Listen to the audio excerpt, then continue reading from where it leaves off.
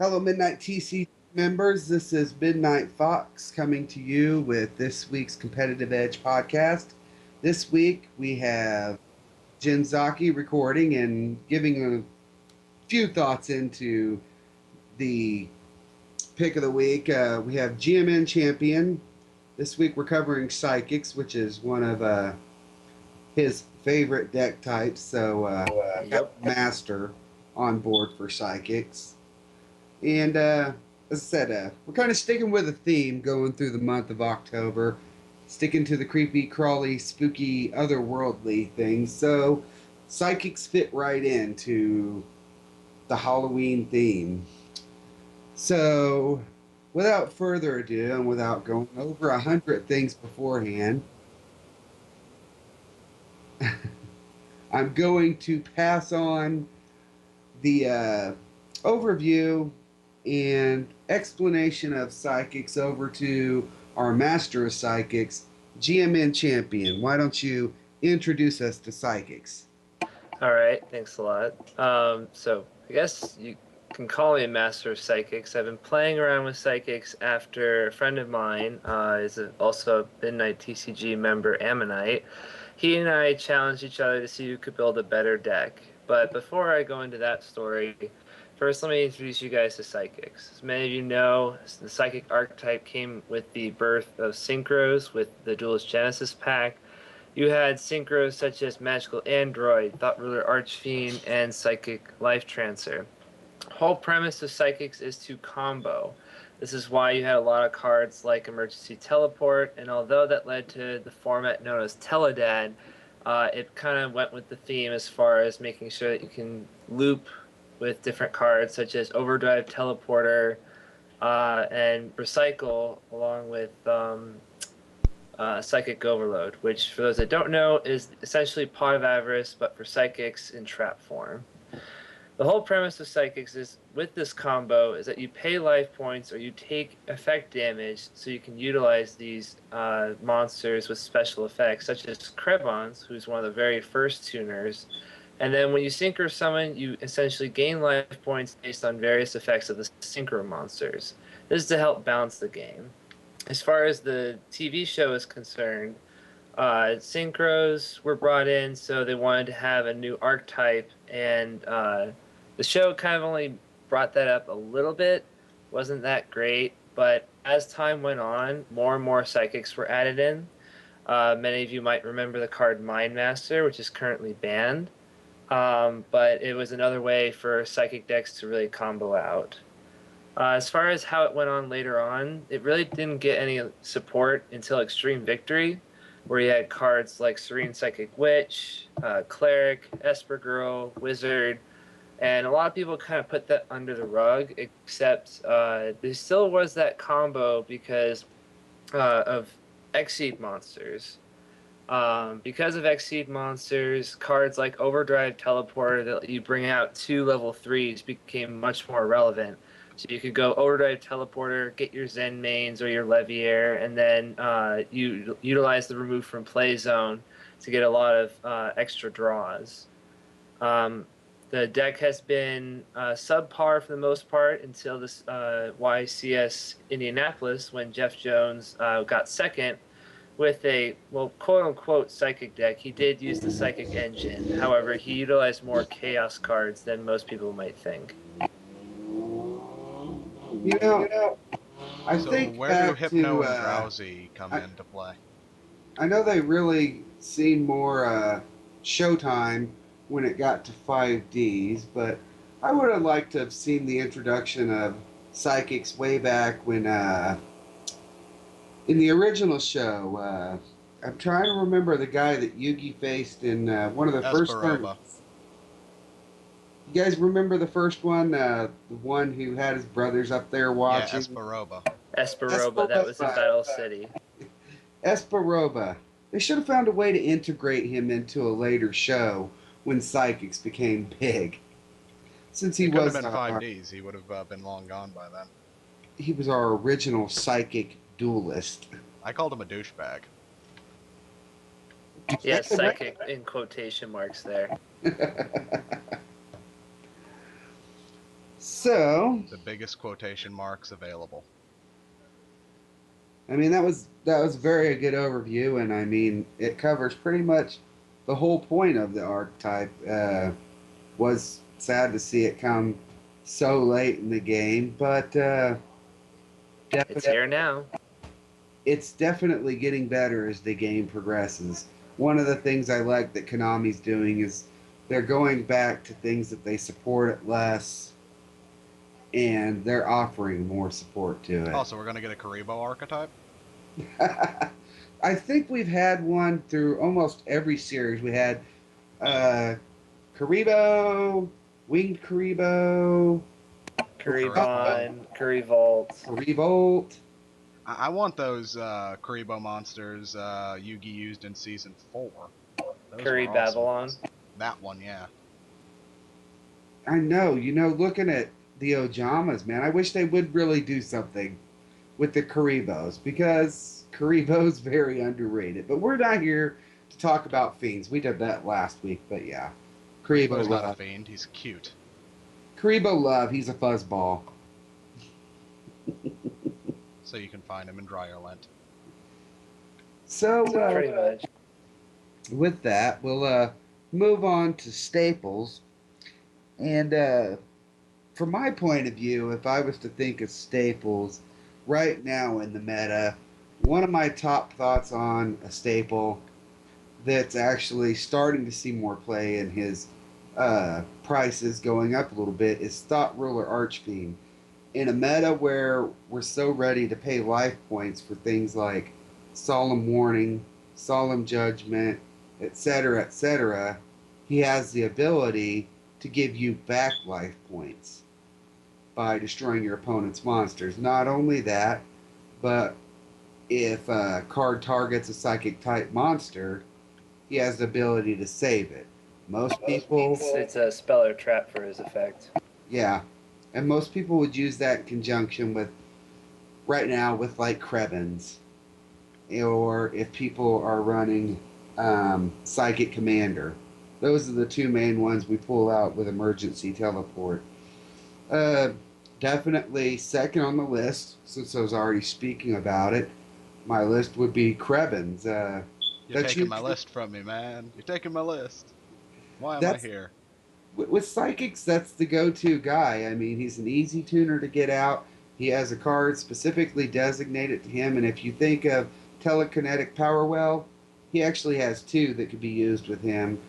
And his ability to negate battles by paying 800 life points is actually a good stall tactic. Yes, you're losing some of your life points, but he has the ability of, number one, being a level 2 tuner, and also the fact that he can negate battle phases against him, and also the fact that he can be easily special summoned. And And he makes I a guess- delicious cheese omelet. he makes a delicious cheese omelet. I guess kind of to round out my staples, just going over staples, I would say if I had to give a third one, it would be Magical Android. Just for the ability to gain back life points. It's a 5-star synchro, and it's a light monster, which means it's good chaos food. Easily summoned, so yeah, definitely. If I was to go with my top 3 psychic staples, I would go Thought Ruler Archfiend, Krebins, and Magical Android. What are your thoughts on staples in the psychic archetype, GMN? Well, I think I'm gonna go with more like the newer generation of psychics that you would see in Extreme Victory. For instance, you see a lot more people nowadays utilize Serene Psychic Witch, which is a card. When it's sent from the field to the graveyard via destruction, you can search out for your next standby phase any psychic monster with 2,000 or less attack. Get special summoned during the next standby phase, whether it's yours or your opponent. And which leads me to my second card, which is Esper Girl. When this card is special summoned from the remove from play zone, you remove the top card of your deck face down, and then when Esper Girl hits the graveyard, you get that card. Both these cards see a lot of play because the engine helps thin out the deck, gets you those extra draws, and gets you a tuner on the field after your opponent's battle phase.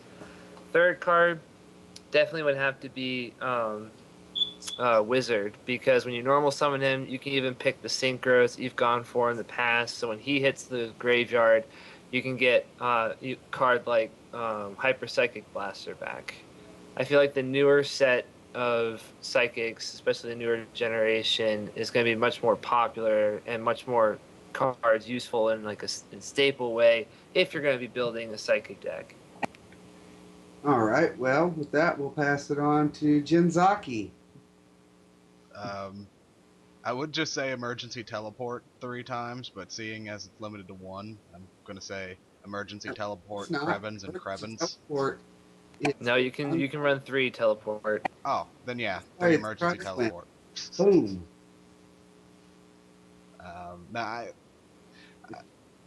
Going with the Esper Girl theme, I'd say probably Life Transfer would help as well. Get Esper Girl in the graveyard, Life Transfer her out of play, gain 1200, then bring her back for Esper Girl's effect. You have to bring her back via Leviair or Brain Hazard or something like that. Yeah. Which in today's game is pretty easy to pull off. That's actually the funny thing that Konami's done. It used to be that the main thing that your game revolved around was your deck. And Konami has twisted it to where it's not just your deck. Your graveyard and your out of play have become just as important in certain decks as your actual deck that you build. I've got an entire rant about the out of plays. I guess that's they kind of fixed that by calling it the banished zone, but it started as removed from play. It was removed from play, and then they decided, what if it wasn't removed from play? Those are some of my favorite decks. I'm a crybaby, removal decks. So, is that it? What? Come on, you got to have at least 1 or 2 more good psychics. Well, I gotta say we didn't mention this, but if you're gonna be using Miracle Synchrofusion, talking about probably one of the best psychic boss monsters there is out there would be Ultimate Exxon Kicker. Can't be destroyed by card effects, has Thought Ruler's life gain effect, and also has Hyper Psychic Blaster's piercing effect. All a deadly combination. You stole one of my favorites. That's okay, because that's actually the next thing we're going to go to is favorites. I try to limit these to 3, but with psychics, other than what I think are staples, I was kind of stuck with 4 as far as my favorite psychics. Definitely starting off, as you said, Ultimate Exxon Kicker. He's a 2,900 attack, 1,700 defense. He's a good beater, has a kind of low defense, but like you said, he has the ability to not be destroyed by card effects. He's Piercer. That your other staples would be all rolled into one. So definitely one of the Fox's phase. He is a fusion, so could be a little harder to get out there, but you know, with his summoning conditions, a psychic type synchro and a psychic type monster is not really that hard to pull off in today's meta. So definitely, I think right now he's an overlooked card. I've seen a few players playing him, but I think he's going to gain popularity as people start looking more at psychics, as hopefully Konami releases even more support to this archetype. Next on there, you mentioned it, Hyper Psychic Blaster. I just like the ability to go through and pierce, and he's 3,000 attack, and he's my level 9 when I'm playing a psychic deck. Going with normal monsters, though, that was kind of where I was stuck.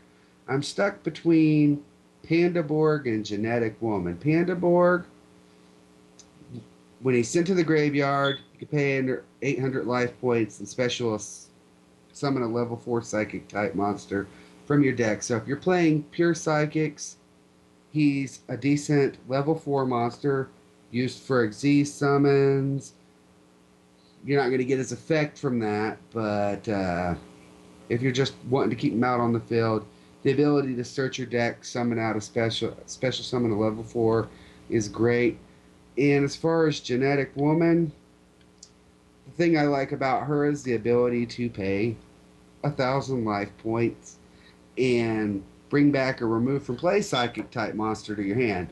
So if your opponent bottomlesses something, or you have to remove something for a chaos summon, or emergency teleports, makes you send a Krevins, what have you, any way that it's removed, 1,000 life points, activator effect, you get back that card into your hand to be able to use and possibly turn the game later on.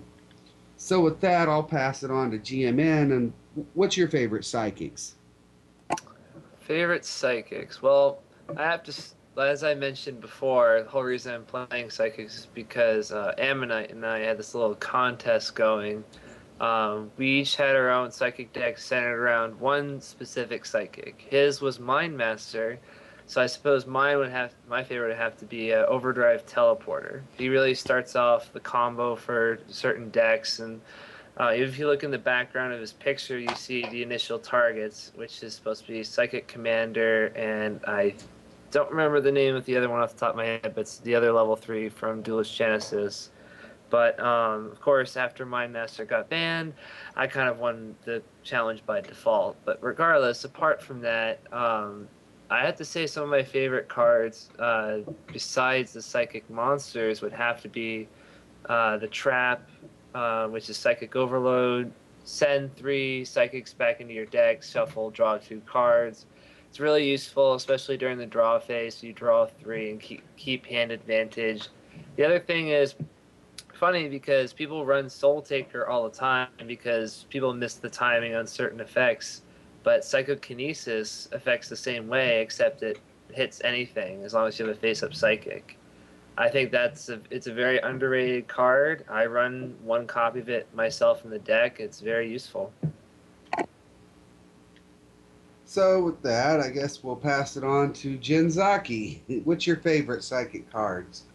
Given that I don't actually play the archetype, mine's based purely on looks, and that's Psychic Commander. I like the little guy with the floating tank body thing.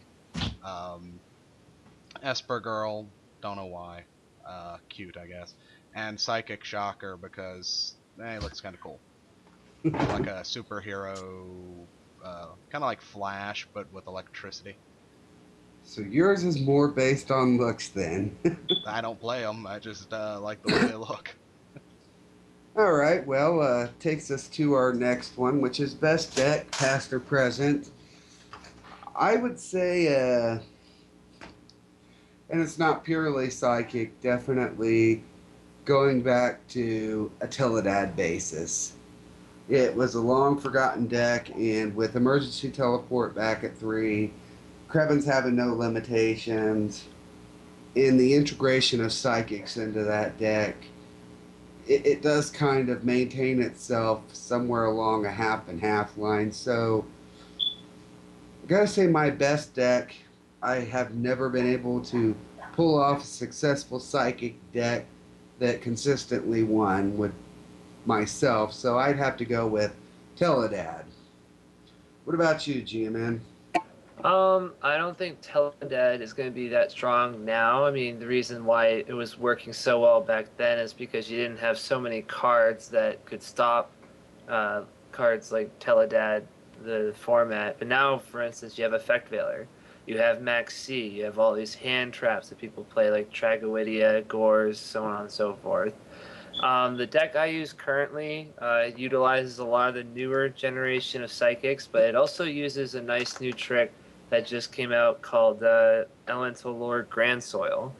It's a card where you need exactly 5 Earth monsters in the graveyard, which is pretty easy because psychics do a nice job of finessing the graveyard. And what happens is you special summon him, and he's basically a monster reborn. The trade-off is that once he leaves the field during your next turn, you have to skip your battle phase, which is perfectly fine.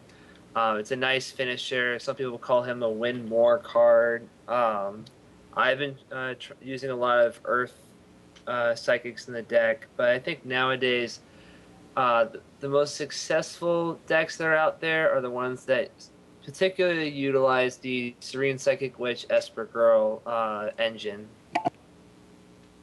What about you, Jen?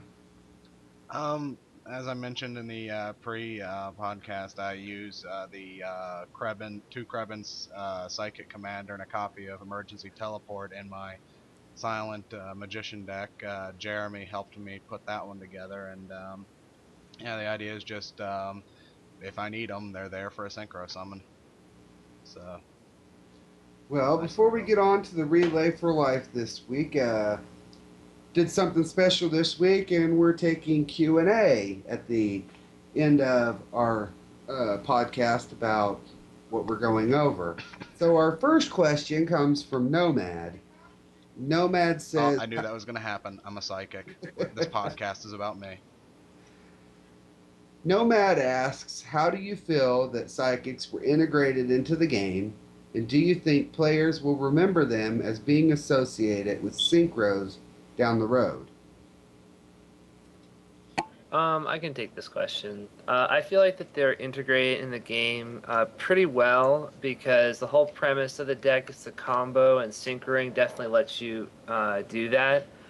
I feel like that later down the road, players will not associate psychics with synchros. Generally, people who play Yu-Gi-Oh! Nowadays don't look at like the long history of the game. They just like to look at what's coming out next and to try and figure out how to stay one step ahead of the meta. But as far as integration, I feel like it was fine. I mean, it could have been integrated earlier, but I feel like that Konami wanted to change something up when they brought synchros to not only have that, but so they added a new type of monster.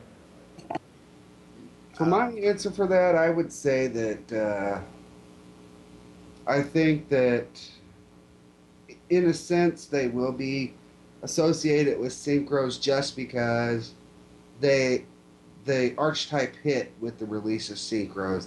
As far as being completely associated, the only thing I think people will reference down the road is going to be mainly, if we're talking about the integration of them and synchros, is going to be the Teledad engine that came out with the release of synchros. And as far as their integration, I would say they came off weak at first, but Konami did a good job later on down the road of realizing they had a good archetype that would get players really thinking, and they've went in a much better direction as the game has progressed with Psychics. Original integration, I wouldn't say was very strong. They mainly pushed for one deck, which was boosting Teledad, but giving them more strength as it's come along, I think they've done much better now. So what about you, Jen? Any thoughts on it? I actually think the integration has gone fully well based on when I think back at Yu-Gi-Oh! As a game, I don't even think of Psychic as a new addition. I just look at it as, yeah, that's part of the game. Some other games will add something new and it feels out of place, and I never thought Psychics felt that way. As for if they're going to be associated with synchros, I think that's on Konami's part, depending on the cards they release. So long as their power hitters are synchros, I think that's going to be the case. But once they get better cards in the other areas, that'll drop off. I remember the old question when it first came out was people wondering if they were going to switch Genzo to a Psychic since he looked so much like one. And he was associated with the original Psychic, as we said earlier, Esperoba. But, with quotation marks. So our second question comes from your friend Ammonite. He asks, do you feel that the newer version of Psychics, an example, Wizard, Witch, and Girl with the Banish mechanic, was meant to replace the life point plus and minus mechanic, which was a bit of a failure and unplayable, or was it a genuine attempt to expand and build on the older psychics? I'll let you answer this, GMN. All right, well, this is Ammonite who helped me get into this type. So I kind of disagree with that statement. I don't feel like the life point mechanic was a failure. It's just that people really didn't use it all that well. What a lot of players like to do is if it doesn't work in their favor, they think it's a failure. But you see every now and then the, quote, rogue decks do well by taking care of a mechanic and kind of utilizing it in the current meta. But to go along with his point about how does the new banish mechanic with wizard, girl, witch, cleric help out with the older psychics, I don't feel like it was meant to build on with the psychics. I mean, it can, but it's supposed to be like a supplemental thing. The reason I say this is because all the new psychics are earth. A lot of the older psychics, you find some that are light, some that are dark, like Krebons. And a lot of the things behind all of that is they wanted people to utilize the fact that they're all Earth, which is why Grand Soil fits so well with Psychics. But I feel like that right now the Banish mechanic is better. I don't feel like it's going to replace it, but people can, like a lot of people do replace it because of the engine, but I feel like it doesn't have to. I see where you're going on there. To me, Thought Ruler has always been one of my staples. I let him slouch off for a while, but when they released Solemn Warning, from there on in with Solemn Judgment and Solemn Warning, he always became a staple in my decks, just because of the life point game, him and Magical Android. Because truth be told, you were usually going to end up with at least one, two, or more of those cards being junk in your hand if you don't have the life points.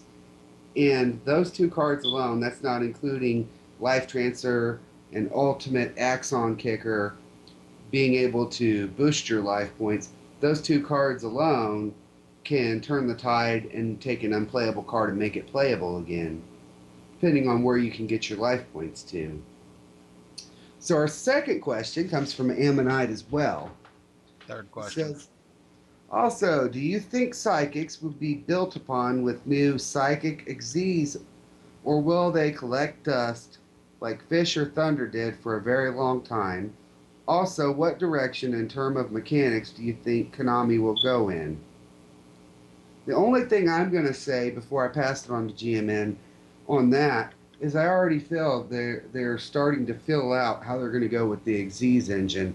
One of my favorites now, and he's an underrated card, is Crystal Chronomaly Chrononaut. Because times the fast. boosting ability. And he's a level 3, and he's a psychic, and he's a light. So he's chaos food. He has a lot of redeeming qualities. His downfall is he does have to be attacked, but the attack point boost, so on and so forth, they work well in his favor. So, what about you, GMN? You'll probably be able to answer this a little bit better as you pay more attention to the psychics as they release. Yep. I feel like that psychics with the new Xyz, I mean, I'm not much of a fan of the rank 3 Xyz just because pretty much it says to your point, okay, you have to do some sort of removal to get rid of me. But the fact that you have to give up 2 level 3s, I feel like people would agree that there are better targets like Zen Mains or even Leviathan or Acid Golem. But as far as psychics in general, I don't feel like they're going to collect dust. For all I know, they're going to come out with another one that's better. I can definitely see another one being rank 3 in the future because of cards like Overdrive Teleporter. As far as where Konami goes, if I had to guess, they probably will throw out 1 or 2 support cards here and there just to try and cultivate psychics because, I mean, they kind of did that with Grand Soil.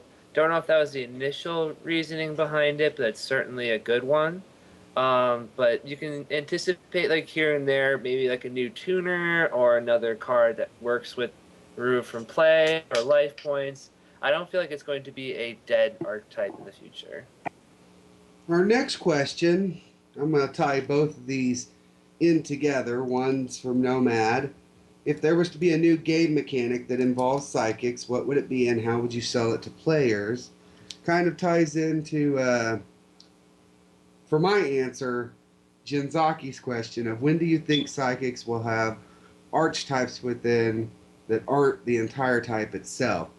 Jinzaki kind of answers my question on where I think the next game mechanic of psychics is going to go. I see psychics going the way of cards like the evil heroes, the way that they integrate themselves with other types of monsters and had their own summoning engine that made them broken, especially Dark Gaia, probably the best example of evil heroes. And I think that's really, if Konami wants to sell it, I think they're going to have to evolve it into moving psychics within a specialized other type and making like fusion or synchro or Xyz engines that deal with fusing these different types together. Because looking at the game as it's evolved, everybody thought fusions were dead, but Konami has still slowly given us more fusions that are actually useful in the game, and they've still given us synchros. So I don't think they're going to entirely let one certain part of the game die out. I think they're going to go probably into a synchro or a fusion of different archetypes with psychics. I think that would be their next evolution and their way of selling it. And with them unlimiting emergency teleport, it gives me hope to think that they're really going to give a lot more support to psychics because they're putting that option out there and getting people thinking of running psychics again. So what about you, GMN? I feel like if I was somebody to predict what would happen with psychics, I would try and look at a card to model on, such as Psychic Nightmare, which for those that don't know is the level 6 synchro from Duelist Revolution, where you pick a card in your opponent's hand, call spell, trap, or monster, and if it's correct, he gains 1,000 attack points until your opponent's end phase. I feel like it would be kind of playing along the lines of the player then becomes psychic. So you could have like new Xyz, or as you said, new fusions. Be like, okay, you get this bonus effect if you call this correctly from your opponent. Like for instance, you can pick a face down that they have, and if it's a spell or trap and you call it correctly, this happens. And of course, this also allows the player to sort of see what their opponent has, so if they get it wrong, they can still act like they are psychic.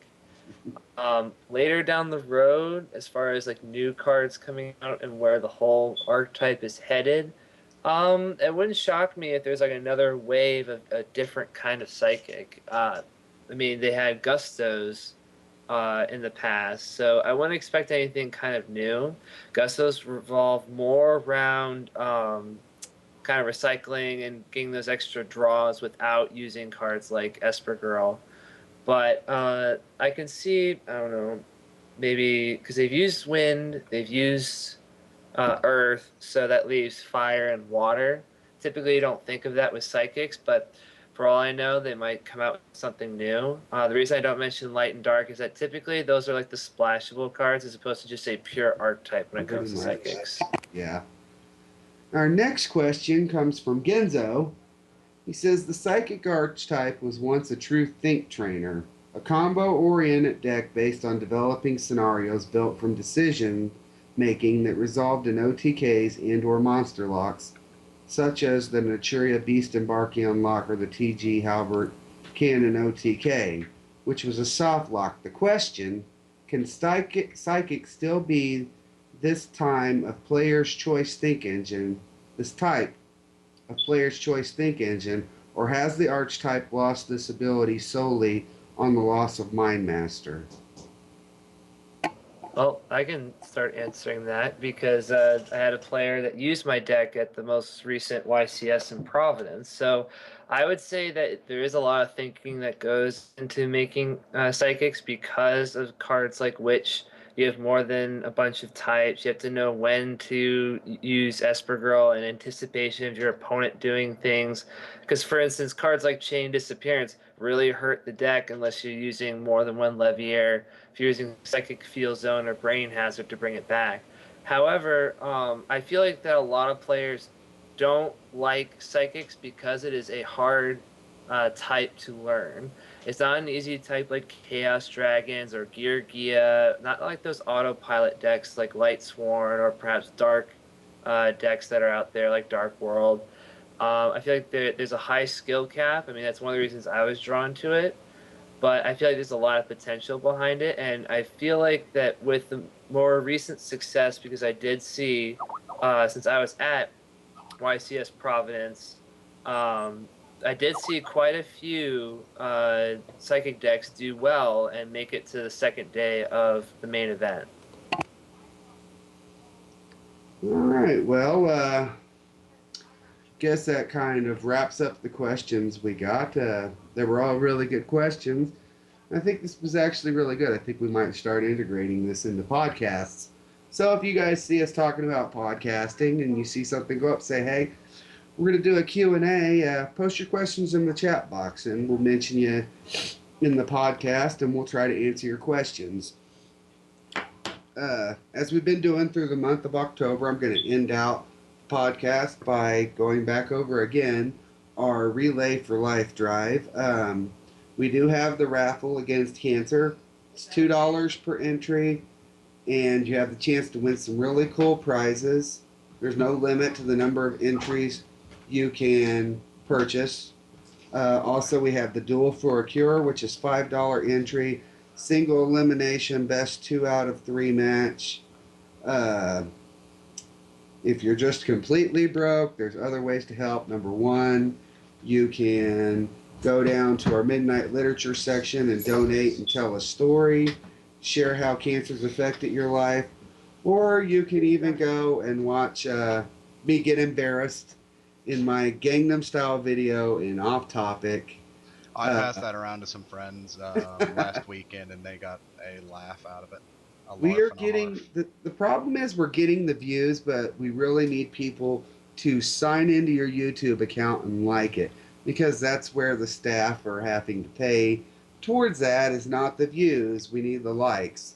So go down there, sign into your YouTube account, make multiple YouTube accounts. I didn't condone that. And like it, because for every like, my staff have to pay. I had to embarrass myself by doing it, which was, try to watch Fat Man dance. It's pretty funny. I'm actually surprised you didn't go to one of those services where you give them like $15 and they go on and give your video like 200 likes. Darn, I should have thought about that. But we're not condoning anything here. We're just saying it exists. It's really important to think about. We've got till the end of October. I'm thinking about possibly extending sign-ups for both the tournament and the raffle until the 3rd, since we're going to be holding the raffle and the tournament on the 4th. But tell your friends, bring them over, get them signed up, sign up yourself. Midnight TCG is not receiving. Midnight TCG is not receiving any funds. You go down to that Duel for a Cure banner at the bottom of the form. You'll click it. That'll take you right to our Relay for Life page. And so you're not going to see our board. It's going to redirect you to the Relay for Life page, and you'll make your donation there. You don't have to do the 25, 50, 75, 100. You can choose other and pay how much ever you can, whether you're wanting to pay entry into the tournament and want to pay to buy some raffle entries, however you want to do it. There is another option. And like I said, even if you can't give a financial donation, go like the YouTube video, donate and tell a story. This will be an annual thing. Our image will change, so we will still have a Relay for Life page. We're just really pushing in October, and annually you'll see this Duel for a Cure come back up because we're going to make this an annual thing. It's a good cause. We're helping people fight against cancer. And as we've ended out the last couple, I just want to say, come here, help us fight cancer, and let's save the Tatas. I knew you would say that, Wheeler.